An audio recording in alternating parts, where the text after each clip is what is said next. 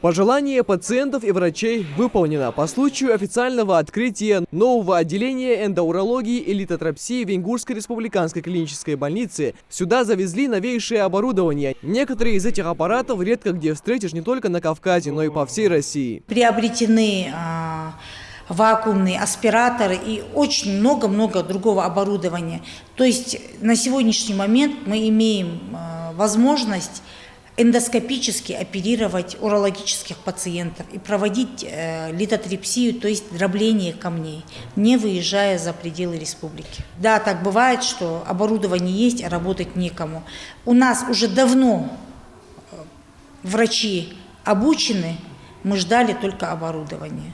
УЗИ-аппараты экстренного класса, литотриптер и лазерный коагулятор. Современное и, главное, высокоэффективное оборудование – это еще один шаг в направлении оказания более качественной медицинской помощи жителям региона. На этом мнении единогласно сошлись приглашенные на открытие почетные гости. Член Совета Федерации Федерального собрания России Мухарбек Барахоев и депутат Народного собрания Ингушетии Руслан Албагачиев осмотрели новые отделения, пообщались с пациентами и поделились своим мнением. Казалось бы, мы открываем только отделение эндоурологии, но зная специфику вот этого отделения, мы не можем не отметить, что это является большим событием для республики, поскольку, вы знаете, болезнь специфичная, урология вообще, и до сих пор у наших граждан не было возможности получать очень качественное лечение в пределах республики, а сегодня вот эта возможность есть. Раньше, если были травматичные операции, а сейчас при помощи лазера, при помощи оборудования, которое установлено в этом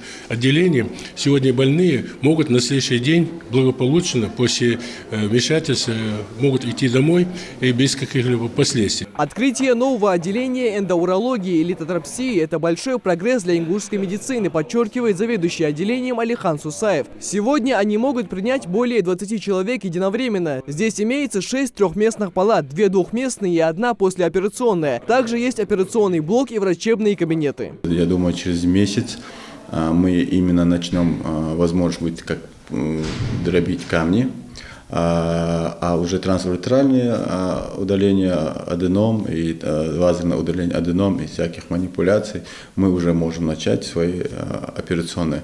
Сейчас на данный момент куплено тулевый лазер, один из лучших вообще, который есть на данный период, который будет дробить камни любой сложности, в любом этапе будет, никаких разрезов не будет.